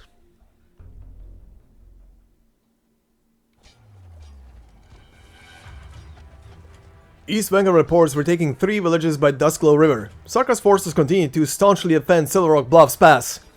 All resistance on the southern front of the Redmane Mountains has been neutralized. However, Command expressly forbids crossing the mountains to flank the Sarkaz. All gunboats and dreadnoughts in position. Support gunboats have also arrived at their destination. The ground continues to tremble. The weary travelers can no longer distinguish the quakes from bombardments or the clusters of originium erupting from the earth. The earth is scarred by deep, crisscrossing battleship tread marks, The stench of blood and sludge hangs heavily in the air. The exemplar's tanks slumber through the rugged terrain. We're almost in the hot zone. How far until Dukecaster's flagship? A moment, please. I'm searching for the signal. Keep heading north, and we'll soon...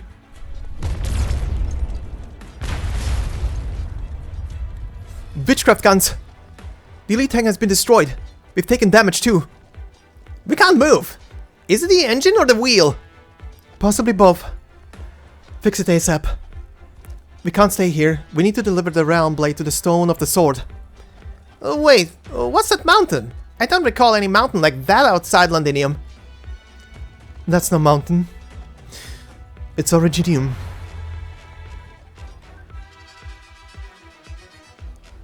The churning tides of originium have coalesced into a colossal mass, blotting out the sun and transforming the very landscape.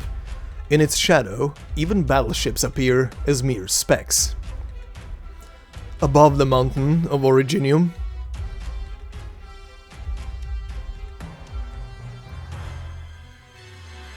a withered throne ominously hovers. The Nachtzer King gazes upon the battlefield. All seeds sprout at the same time, withered branches creeping towards every death-shrouded corner. Go, my bravest warriors! Gnaw upon the greatest bone, tear iron and steel apart as you would skin and flesh, rip, tear, consume. We shall teach the Victorians, the master of war, shall master war.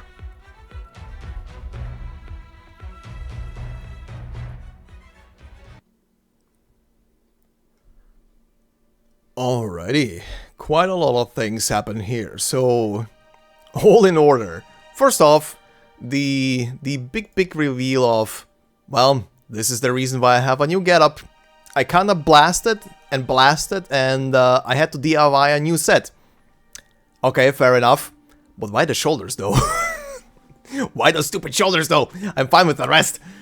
Anyway, she has a new set. And we have a new sprite now, and still called W, so the name Vishadel is still not in action. But we'll see when that appears. But yeah, essentially, she plundered the weapons, she came out, and she started blasting. Respect. On the other hand, a thing that I was kinda expecting to happen, which was the duel between Ascalon and Manfred, technically isn't happening. Which is a surprise. I do wonder if there's still gonna be one. But at the same time, I am kinda more excited for this duel. And to see how this goes. This is way more exciting to me than Ascalon and Manfred. Probably gonna be different for people, but this one is more interesting for me. Mostly because of one thing. Yes, Ascalon and Manfred are rivals since their childhoods. But at the same time, those two never really cooperated with each other. They always kinda hated each other's guts. However, even though it was both a friendly and actual hate rivalry, but whatever. Whatever. I'm way more excited to see Manfred versus Hoederer and how this is gonna play out, cause these two technically became pretty attached to each other. Or rather, respected each other quite a lot. Like, again, Manfred read pretty much all of Hoederer's scripts. He has a good perception of the guy, and like he said here, all he ever wanted for Hoederer, as he discovered how literate he is and taught in history and everything, he just wanted for Hoederer to go back home, become a teacher, and teach the new generation, because a lot of Sarkaz have been lost, and he was pinning a lot of hope actually on Hoederer teaching the new gen properly about stuff and the world and everything, not to go potentially down the same line, but he's very pissed at Hoederer now, and I'm very excited because, again, those two share quite the bond with each other. So this is gonna be interesting how this is gonna go. I don't know if, well, it's stupid to think that Hoederer is gonna die because Hoederer is a playable character, and we know how these go. They usually are story plot invincible, but we'll see what happens. But at the same time, I do wonder if anything's gonna happen to Manfred. Manfred almost died there. They almost had me. When no CG appeared during that moment of Ascalon stabbing Hoederer straight in his heart, and then it's the Matzi present. God, I was like, yep, you almost had me there. I was starting to be suspicious of that. That was too easy. That was too easy, man. But yeah, anyway, interesting. The Matzi is everywhere. The guy is a gaping butthole, essentially. But anyway, the Matzis are everywhere. Never trust anybody, I guess. The whole suspicion about the battlefield and who is way crazier. However, we also get a bit more on Siege and Horn's side specifically. Or rather, we get a confirmation. For those of you who haven't caught on as to who Horn was talking there about, it's Mandragora. Confirmed dead. Buried by Horn herself. Now it's very interesting to think about how did Horn get to bury her? Do remember that the last person present at Mandragora's demise was Misery, and the guy can literally tear open space and time and just teleport with his daggers. He could have literally just picked up Mandragora and carried her on his back while ripping space apart and traveling fast to Horn and given her to Horn then. Could have been. I'm just speculating, of course, there, but it's a logical explanation as to how, but yeah, she basically said Mandragora is dead. Also, goddammit, Horn still...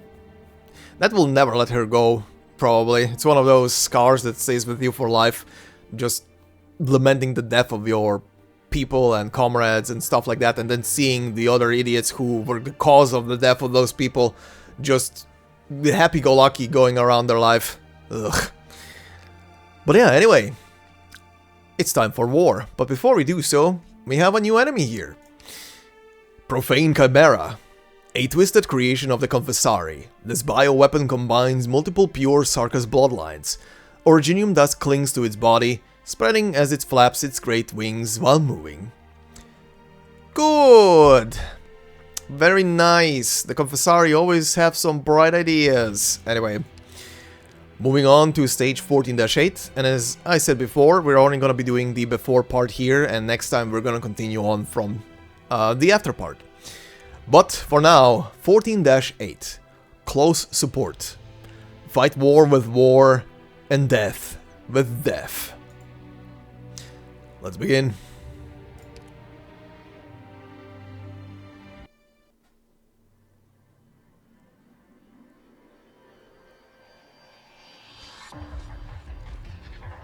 What the hell are those things up in the sky? Get down!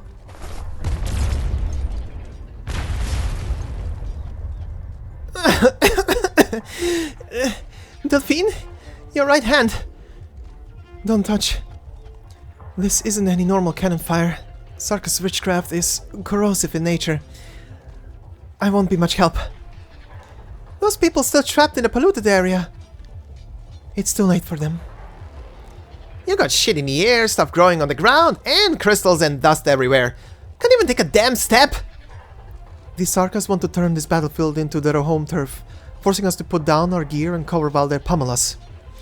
When it comes to a head-to-head infantry battle, the Sarkaz will surely have an advantage due to their natural physique. Alright, I get it now. It's just a dirty trick. Which is why we can't afford to get caught off guard. If they ever get the drop on us, we're done for on the spot. Morgan, get as many of our vehicles up and running as you can. Avoid any close combat with Sarkaz infantry. Even if a vehicle is destroyed, don't overlook the mounted cannon. They're the best weapons we've got. Understood. Delphine, send the signalers out as wildly as you feasibly can. The exemplars will be able to maintain communication that way, at the least. Of course. If we want to push forward, we're going to have to take down that altar up ahead. Horn, covering fire. Roger. Indra, your team's responsible for holding the enemy back. Doesn't matter if it's casters or arts creations or whatever those things are up in the sky. You got it!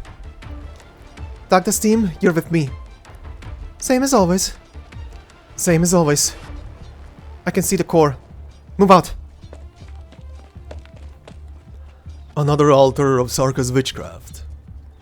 climb, pull up, leap, bring down the hammer. As the war rages on, they become more and more familiar with these war machines resembling the devil's eyes. They become more and more familiar with war itself. Veena often feels as if Indra, Morgan and Dagda have changed somewhat. She trusts that the very same changes can be seen in her. Is it a change for the better, or a change that came far too late? The Devil's Crimson Eye stares at her. The hammer comes down hard, and the altar begins to collapse before Siege even reaches the ground. It worked! Whew. We took it down even quicker than the last time. I hear something. Back up! Something's growing out of that bloody thing! It's another altar! Not far from the one we've knocked down! How many of these little buggers did they bury in the ground? Bloody hell! There's no end to them. Siege tightly grips her hammer. They're adapting, but not quickly enough. Trilby Asher, has the location of the Stone of the Sword changed? I haven't been notified of any changes to the plan. Can the ship still move, with all the originium crystals everywhere? I'll have you know, Victoria has the most powerful fleet on land. We might be slowed a little, but we're certainly not without options. I hear naval guns. I believe it's the Iron Duke's gastrell, going by the sound. The next round of our assault is beginning.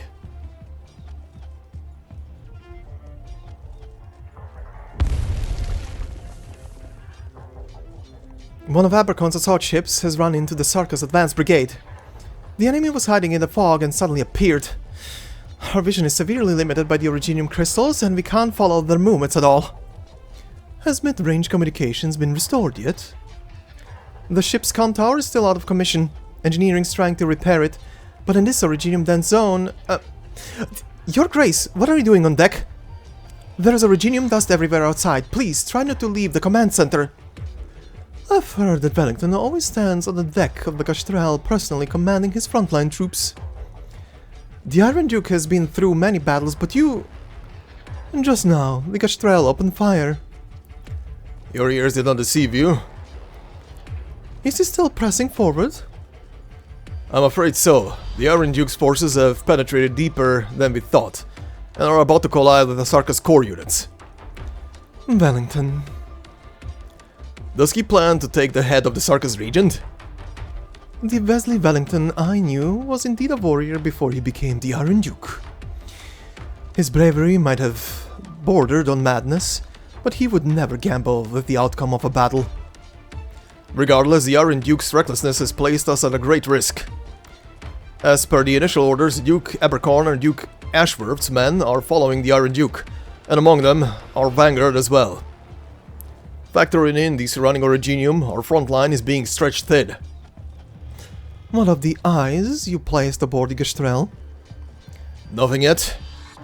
Even us Trilby Ashers are experiencing some serious delays in communication. Eileen, confirm the status of the Stone of the Sword. No issue so far. We will never allow the Stone of the Sword to be tainted by Sarkaz witchcraft. Your Grace, the poet has launched a flare. So Alexandrina and the Size of Kings will arrive soon. Have your people keep a close eye on them. Don't let the sword get lost on the battlefield. We must put the Size of Kings to work immediately. Unless the comms are restored fully, the so-called Ducal Alliance is a non-entity.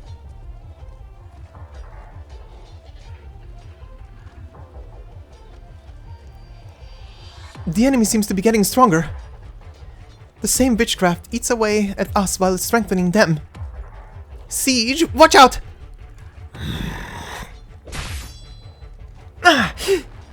Dagda! The hammer falls and a portion of the Nocturne's warrior's body is caved in. But he continues to advance.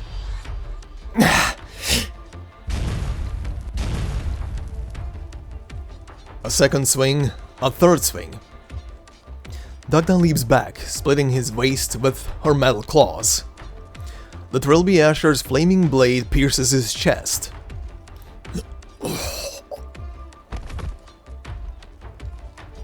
That's just one. There are still many more ahead. These Sarkaz are truly... monsters!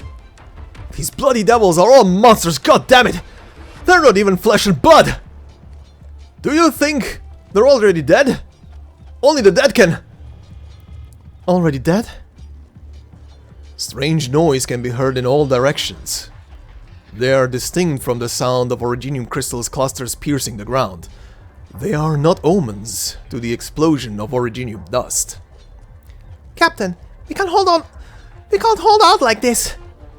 There's no end to them. Better focus on the one right in front of you then. There's always going to be someone standing up front. Raise the shield, fire the cannon, repeat ad infinitum. Victoria possesses the strongest weapons in all of Terra. One shell can easily blow apart a Sarkaz' armor. Just as quickly, 2 more Sarkaz rush forth at the same time to take the place. Then 3. The artillery fire unleashes its fury, but it cannot stem the surging tide.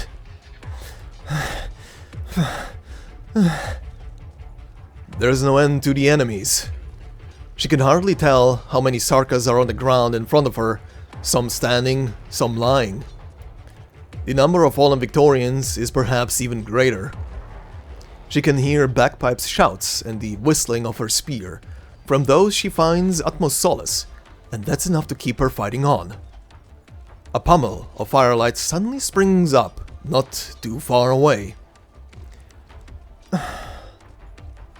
Bagpipe? What is it, Captain? I think I just saw Hill again.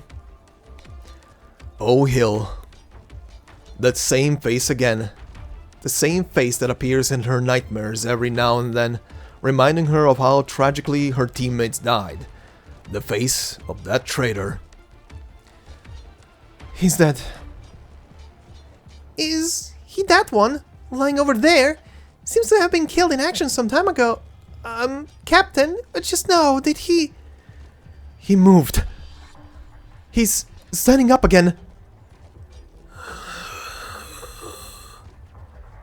The man clad in the uniform of Wellington's forces staggers towards them. He lifts the blade in his hands and slashes at the Sarkaz in front of Horn. The armor is too thick, and the recoil pushes his hands away. His arms contort strangely, and he strikes a second time, then a third. That familiar visage is getting closer and closer to them. In the midst of the dead silent grey, only a tiny speck of purple dances. It's her! It's Dublin!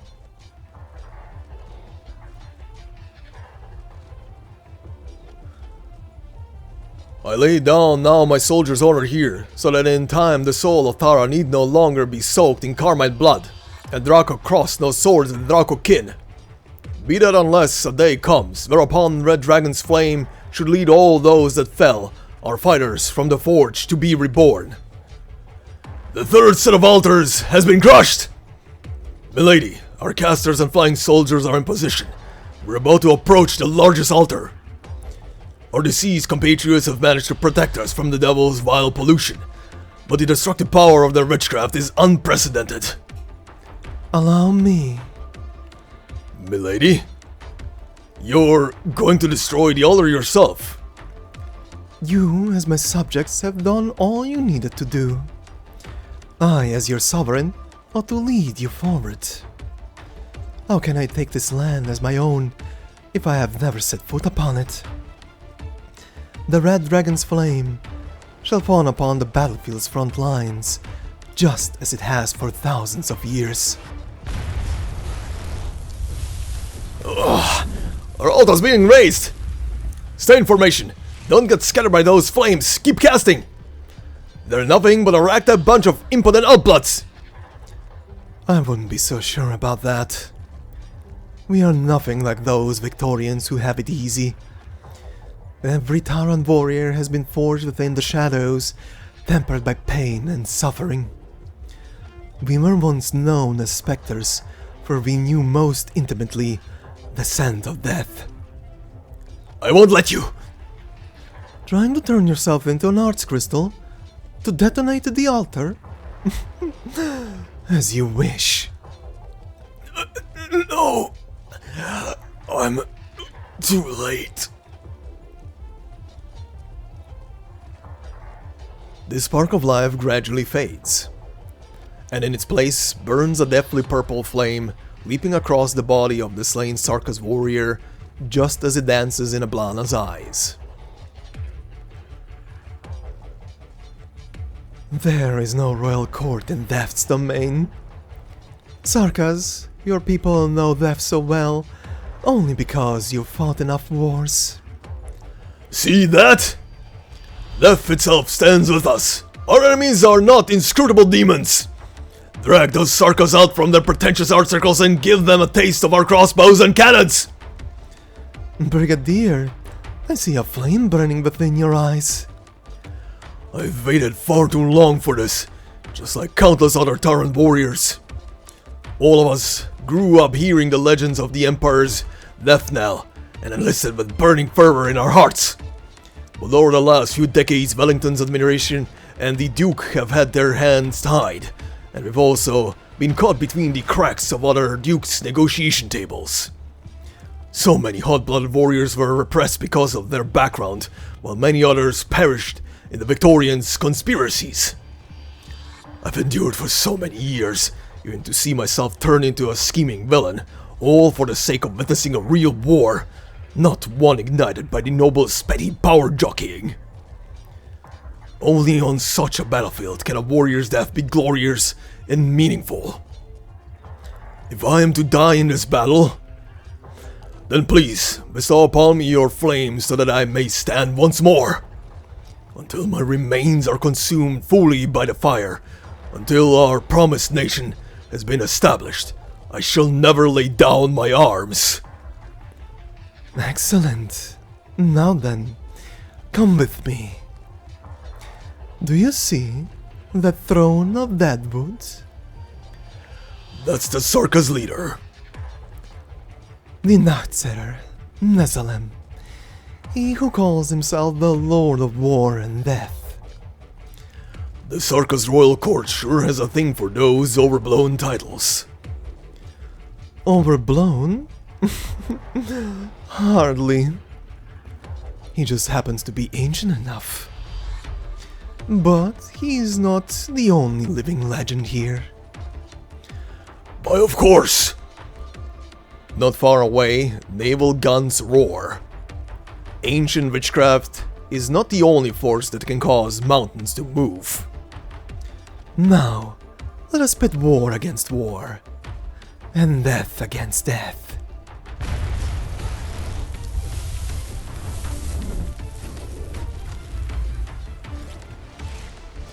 My patriarch, the hunt has been cut short.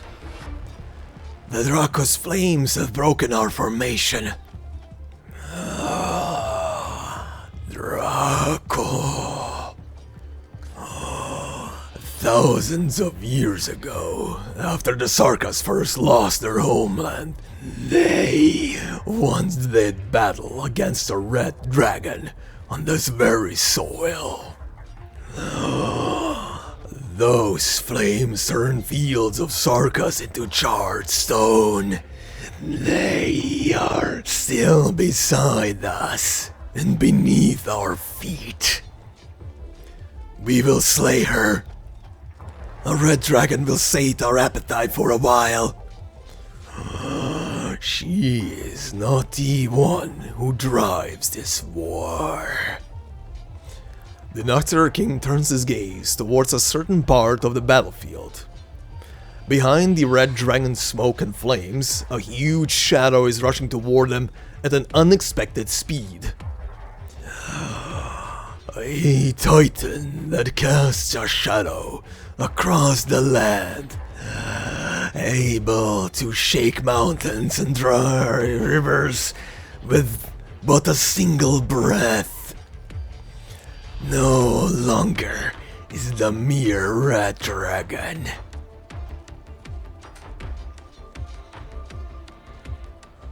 All parameters set. Loading complete. Firing interference shells. Target locked on. Main guns, first salvo. Confirmed hit. General, we've set the obstacle away. Good. Gastrell, all ahead full. Our objective, the Nachtzaar's throne.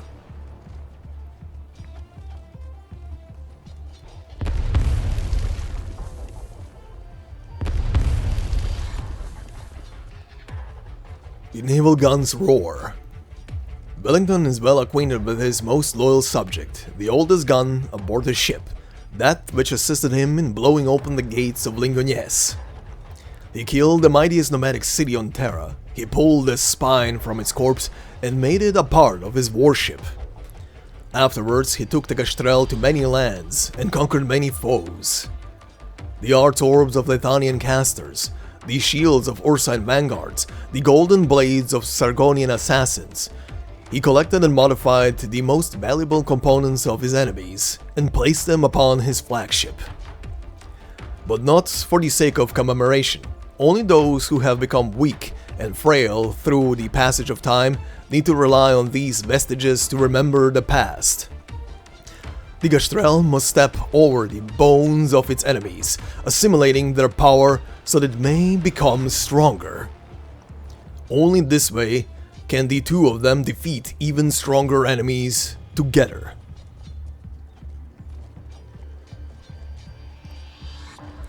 Intercept them!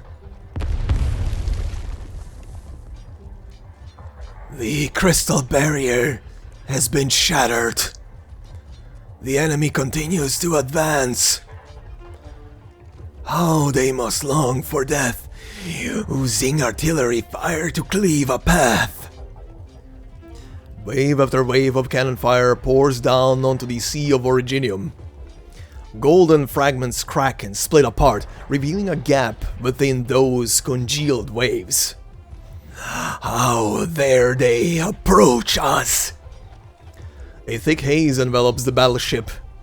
Countless Nachtzaar warriors land on its deck, the entire vessel enveloped in the glow of witchcraft. Rend, dismantle, corrode. The cadence of gunfire gradually slows. The hard steel hull is being digested, just like all other prey that has fallen into the Nachtzaar's art circles. Capture complete. Not yet. He lifts his scepter. Branches grow rapidly from beneath the throne, blocking the fronts of the Nachtzaar warriors. A shell lodges within the branches. A few seconds later, the shell explodes, tearing the branches asunder. For the first time since the battle began, the Nachtzaar's throne shakes. My patriarch!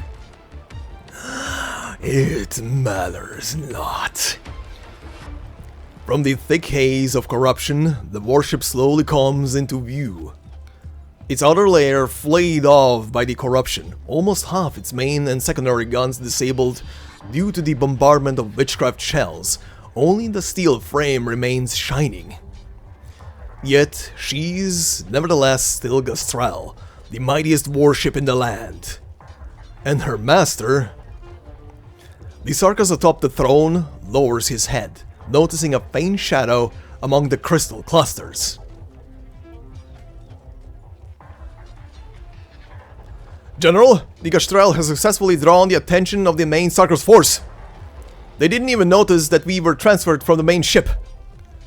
Wait, something's coming in fast! Guardsmen, tighten your formation!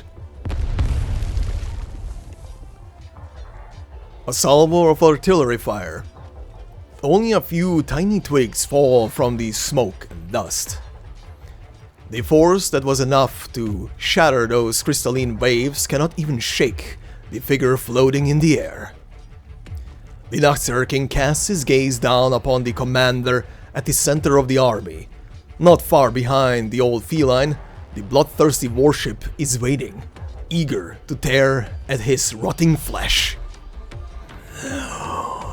Duke of Victoria, we have devoured many Victorians.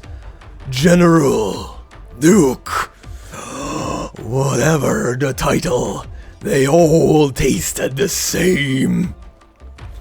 Conspirators, merchants, but none of their warriors. They saw the battlefield as little more than a sandbox atop a table. The soldiers' mere chess pieces, war itself. Only a tool for power and profit. How frivolous war was to them. But you are different. Your ship has also feasted on many enemies.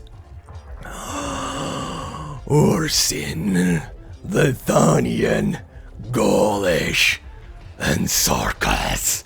I can smell their flesh. They have also been absorbed by the Nocturnes. Sarkaz, I've read plenty of records about you. The ancient Nocturnes, they 1/10 of the Victorian army's numbers, were able to hold their advance on Castel. A feat of war that defies all reason, one that cannot be taught in military academies or replicated. Are you here to take revenge? My only regret is that I hadn't been born 200 years ago. They apparently call you the god of war. No, there are no gods when it comes to war.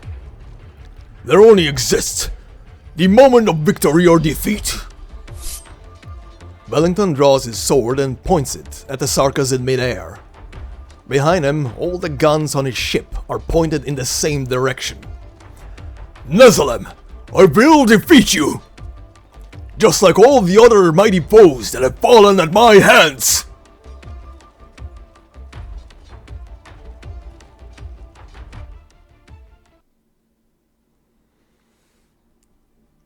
Well, this is absolute chaos of war. Not gonna lie, despite all of the shit that was happening during that whole ordeal, this was very fun to voice. I almost said hard. It was a bit hard to voice through all of this, through this cutscene, but it was more fun than anything else. So much energy and so much excitement. I know it's war, it should be, you know, like, but at the same time, when you voice something, this was very fun. Especially, and I have no idea if I will be ever able to replicate whatever I was doing with my voice for Nezalem there towards the end, when he had his little exchange with the Duke of Wellington. I have no idea if I will ever be able to replicate what I was doing there with my voice. That just happened, and I'm very happy with that. whatever that vibrato was in the voice, that stays. But yeah, anyway, absolute chaos, absolute war. They still don't show us any kind of, outside of the wall in the background, they still don't show us any kind of significant giant originium cluster, but I do love that description of the thing being so large that the goddamn landship beside it, a battleship, looks like it's like an ant, essentially, like a speck. That thing is huge. You kind of can see it as well here. I think it's supposed to be this craggly thing here in the back. I mean, pretty much the scene that we just went over with its background CG and stuff was pretty much this. Which probably at some point will change again, but for now it's this. But yeah, damn. Also, bad respect for the Duke of Wellington.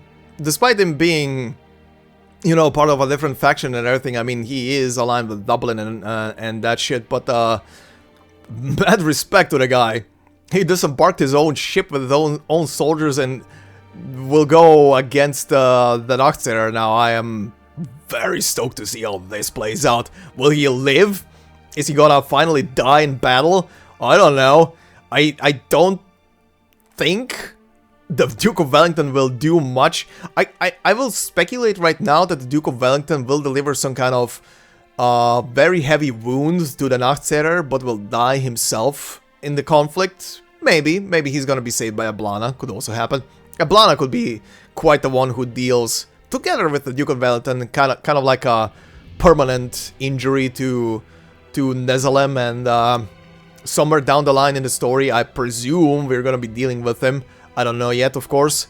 And if we do so, it's probably gonna explain how we can fight this asshole on like an equal footing, considering, I mean, he is death itself. But yeah, anyway, interesting stuff. Very, very high energy, and I'm looking forward to do more of this, but for now, this will do it. So then, I will leave you guys now off with the clip section here at the end. Enjoy it. It will be mostly probably clips about some observations and stuff like that. I don't think there was any kind of big shit that I was super surprised about, but I will leave a couple of at least the observation moments when I came over them. So enjoy those, and yeah, for now, thank you very much for watching and listening. If you enjoyed this video, please consider leaving a like on it. It will help me out a lot, and comment as well if you have anything to say about any of the stuff that happened today. And of course, if you're new to the channel, consider subscribing, and of course, if you want to help me out even more, there are memberships, multiple of them on the channel. And as always, there will be no video behind a membership. It is pretty much just there to support me and my work more directly. So thank you very much. Thank you to the members that are there. Much appreciated, everybody. And I will see you all in the next part. Enjoy the clips, and until next time, bye-bye. I don't know why you all freaks keep clinging to the past. Are you going to let yesterday's bad jam stop you from eating today? Okay, I need to workshop that.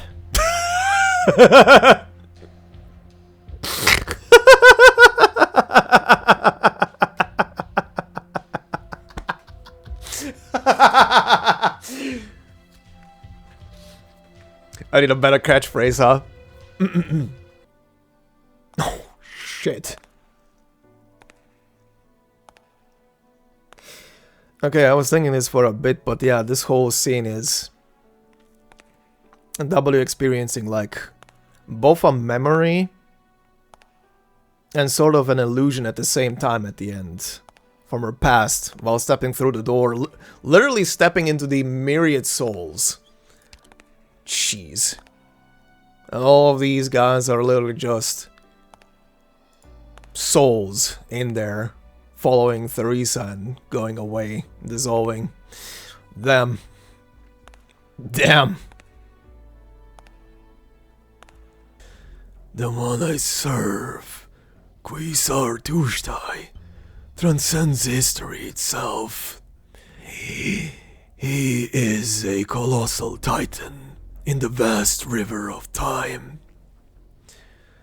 I followed him in his wars, my sword, an instrument of death to his command, but my body, a failed vessel at extending his life. Ah, okay. Figured. So he's one of the early experiments then. He's one of the early experiments on creating a body that is immortal, but instead of succeeding with that, he went Sweet Home Alabama and is literally conducting self-cest? That's literally the only term I can apply to him. God. Ugh. He went even further than Sweet Home Alabama in that case. But yeah, anyway. He's basically transferring his soul onto an infant male child, or rather just... Actually, no. It doesn't matter if it's male or female, as due to prior shit. It didn't matter, because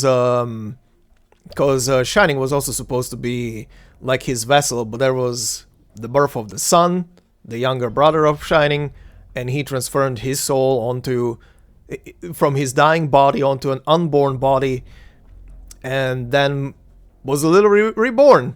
He's literally imprinting himself onto a child that didn't even form a proper mind and soul yet, which is, as stupid as it is, and as fucking batshit insane as it is, it's the easiest way probably to transfer a soul over into another body, because the other body doesn't even have a proper soul or mind yet.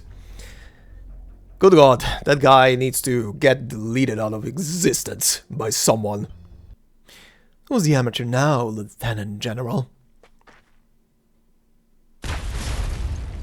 Oh shit! Oh my God.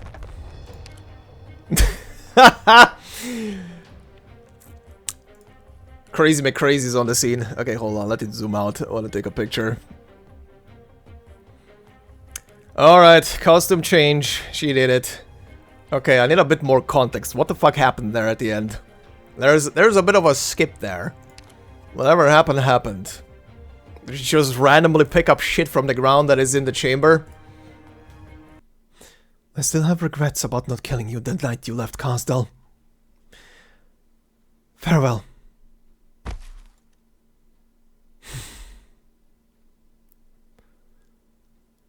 What a shame. I thought you would at least shed a tear. What? You would have recognized us under any other circumstances. Fuck's sake. This little bitch! I knew that was too easy. If this bitch dies, he's gonna get us fucking CG and not just a goddamn death by fading out. Okay. I was very suspicious for a while there. Anyway, cluster, Damatsi,